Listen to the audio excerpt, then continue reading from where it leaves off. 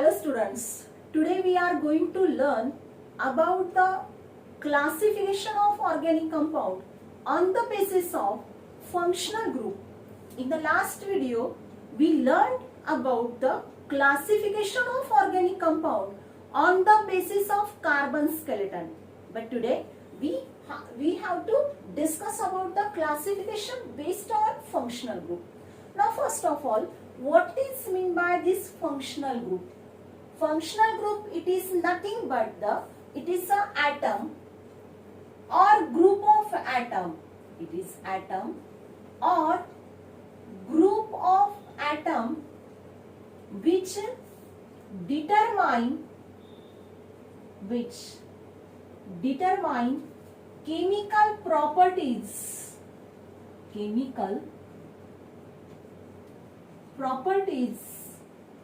of organic compound, which determine chemical properties of that organic compound is called as the functional group.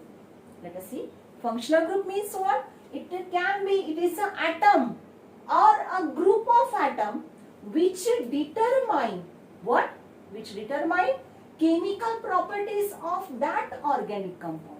In this chapter, we discuss about the organic compound, and that organic compound, their chemical property, which will be decided on the basis of what? This atom or group of atom.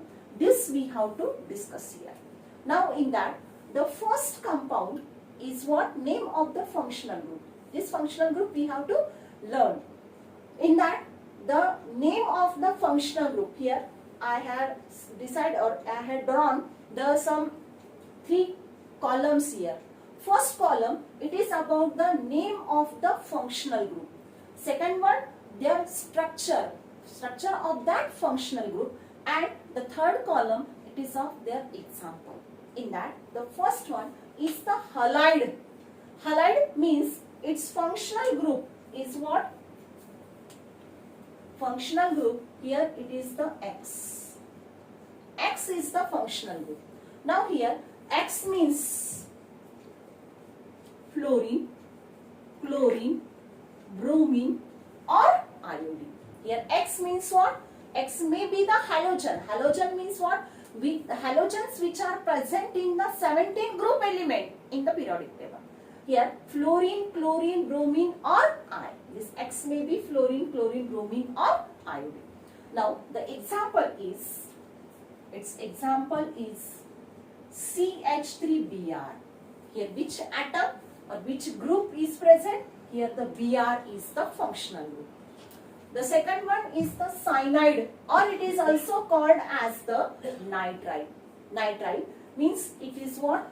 C triple bond N, or this can be written as simple cyanide group, Cl or cyanide, and this is called as the cyanide, or it is also called as the nitride.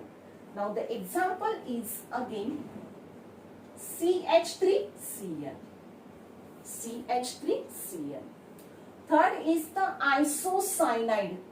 In this isocyanide, yes, N triple bond C.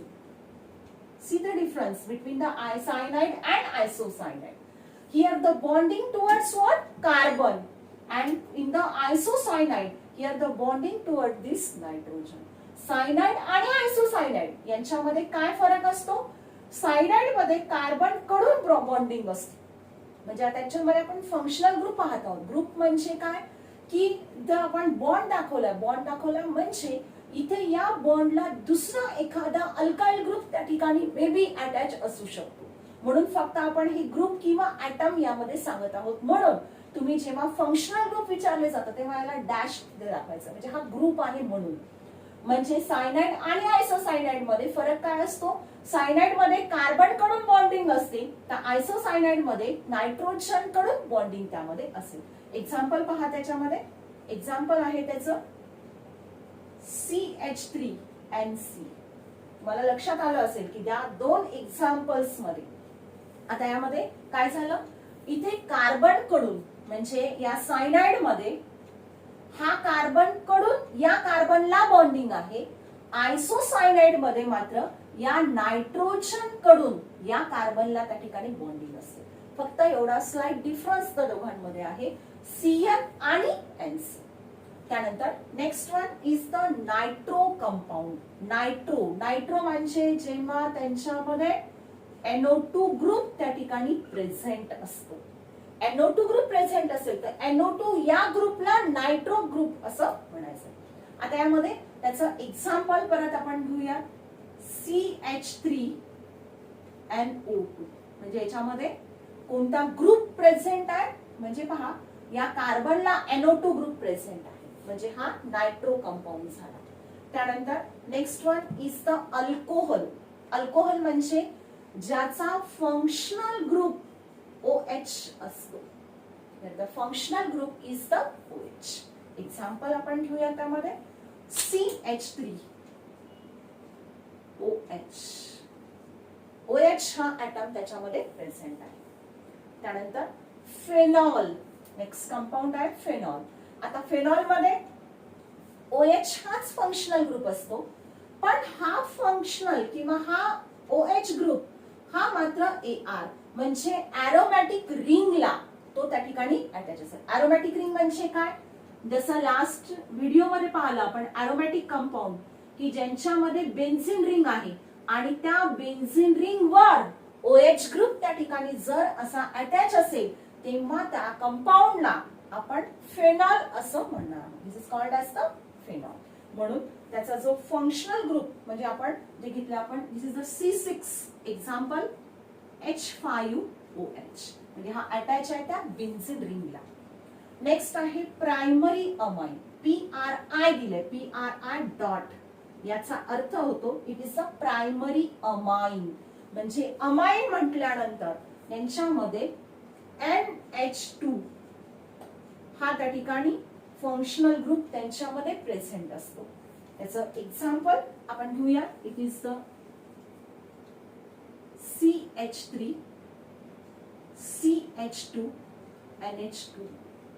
याच्यामध्ये आपण काय घेतलं की हा जो NH2 group आहे तो या कार्बनला त्या ठिकाणी बॉन्डेड असतो. तो झाला प्रायमरी अमाइन. आता त्याच्यानंतर सेकंडरी अमाइन. अमाइन मध्ये सेकंडरी जर असेल तर त्या सेकंडरी मध्ये लक्षात घ्या NH असतं फक्त. NH जर असेल तर तो झाला सेकंडरी अमाइन. याच्यामध्ये त्याचं एक्झाम्पल आपल्याला लिहिता येतं. दिस इज द CH3 NHCH3 म्हणजे या नायट्रोजनला लक्षात घ्या सेंटर मधला हा नायट्रोजन आहे आणि तो नायट्रोजन दोन्हीकडून त्या कार्बनला बॉन्डेड असेल तेव्हा तुम्ही त्याला सेकंडरी अमाइन असं म्हणणार आहात. Next one it is the tertiary amine. Now in this tertiary amine N simple N is present. Simple N is present आणि N ला तिन्हीकडून आपण सिंगल बॉन्ड दिला. आता यामध्ये याचं एक्झाम्पल पहा. CH3 N CH3 CH3. काय केलं आपण त्याच्यामध्ये, काय झालंय सेंटर मध्ये हा नायट्रोजन ऍटम, फक्त एक नायट्रोजन ऍटम जर असेल आणि त्या नायट्रोजन तिन्हीकडून बॉन्डेड येतो, या कार्बनला आणि खालून या कार्बनला. म्हणजे तिन्हीकडून तो जर त्या तीन कार्बनला तो जर बॉन्डेड असेल तेव्हा तुम्ही त्याला टर्शरी अमाइन असं म्हणणार. त्यानंतर नेक्स्ट इज द इथर.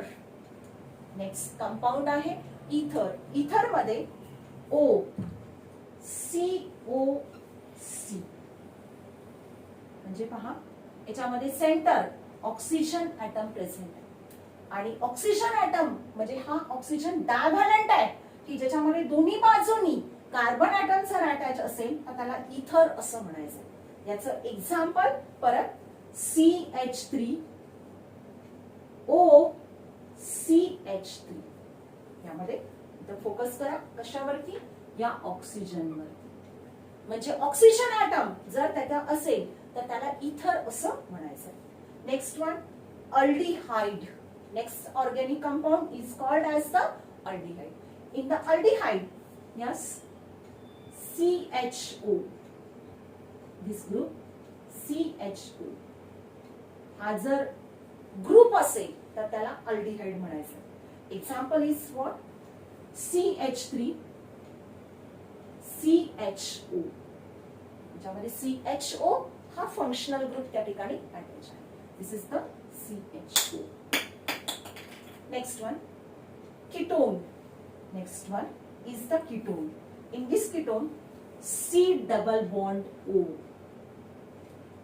Here, C double bond O is present. This is the ketone group. Focus on what? C double bond O, and this carbon, which is the what? Singly bonded. Why? With the other two sides. Example is what? CH3, C double bond O, CH3. म्हणजे यामध्ये परत पहा centre हा C double bond O. Focus करा C double bond O वर. Now the next one is the carboxylic acid. In the carboxylic acid, C double bond O, OH. C double bond O, OH. Example is again CH3, C double bond O, OH. Now here focus on what? This C double bond OH, which is the functional group for this carboxylic acid. Next compound is the ester. Next one is the ester. Structure for this functional group is what? C double bond O, O. With this what? C double bond O, O. That means instead of this what? Hydrogen atom. पहा carboxylic acid आणि Easter याच्यामध्ये काय फरक आहे? इथं carboxylic acid मध्ये C double bond O, OH आहे. तर ईस्टर मध्ये मात्र हा हायड्रोजन ऍटम त्या ठिकाणी अब्सेंट असतो. म्हणजे COO हा त्याचा फंक्शनल ग्रुप झाला. यामध्ये त्याचं एक्झाम्पल आपल्याला सांगता येतं. Yes, CH3, C double bond O, OCH3. म्हणजे ह्या ऑक्सिजन वरती हा CH3 ग्रुप त्या ठिकाणी प्रेझेंट असेल. तर हा झाला ईस्टर. म्हणजे परत यामध्ये फोकस कशावरती करणार तुम्ही? दिस C डबल बॉन्ड O वरती फोकस करा. तो ग्रुप त्या ठिकाणी त्याच्यामध्ये अटॅच असेल. Next one is the primary amide. इथे आपण पाहिला होता अमाइन. आता पाहायचं अमाइड. फक्त इथं INE एका N आणि D चा फक्त डिफरन्स आहे. Primary amide. प्रायमरी अमाइड मध्ये काय असतं? C double bond O, NH2. यामध्ये काय डिफरन्स असेल? Primary amide. आता प्रायमरी अमाइड म्हटलं तर इथं NH2 ग्रुप आहे. आणि जर अमाइड म्हटलं तर त्या NH2 ला C double bond O group त्या ठिकाणी अटॅच असेल तेव्हा तुम्ही त्याला प्रायमरी अमाइड असं म्हणणार. एक्झाम्पल त्याचं घेता येतं CH3, CH3, C double bond O, NH2. C double bond O, NH2. Focus on what? This C double bond O, NH2. This is the functional group. Next one is the secondary amide. Secondary amide, secondary amine. In the secondary amine, single NH is present, and here in this secondary amide, yes, which group is present? C double bond O and NH is present. Here in this secondary amide, C double bond O and H is present. Example is what? Again, CH3, C double bond O, NH, CH3. This is the what? Secondary amide. Now the next one is the tertiary amide. Tertiary amide, tertiary amine. In the tertiary amine, which group is present? Simple N. And here in the amide, C double bond O and N. That means here it is C double bond O and here nitrogen atom. This nitrogen, which is the singly bonded at the 3 other sides. This nitrogen with this C double bond O, this nitrogen which is a singly bonded at these 3 sides. This is the tertiary. Now the examples are CH3, C double bond O, and CH3 and CH3. This one is what? Nitrogen atom, which is the triply bonded from these 3 sides. This is the. Now the next one is acid anhydride. In this acid anhydride, here what? C double bond O, functional group here. C double bond O, O, C double bond O. This one is what? C anhydride. आता पहा इथर. इथर मध्ये काय असतं? COC. त्याच्यामध्ये comparison करा. इथर मध्ये COC म्हणजे ऑक्सिजन ॲटम. त्या ऑक्सिजन ॲटमला 2 अदर साइडने फक्त कार्बन ॲटम बॉन्डेड आहे. तर अनहायड्राइड मध्ये काय असतं? सेंटर मध्ये ऑक्सिजन आणि त्या ऑक्सिजनला C double bond O group त्या ठिकाणी अटॅच असेल. तर त्यामध्ये त्याचं एक्झाम्पल घेता येतं आपल्याला. Yes, CH3, C double bond O, O, C double bond O, CH3. यामध्ये थोडंसं लक्षात घ्या. लिहित असताना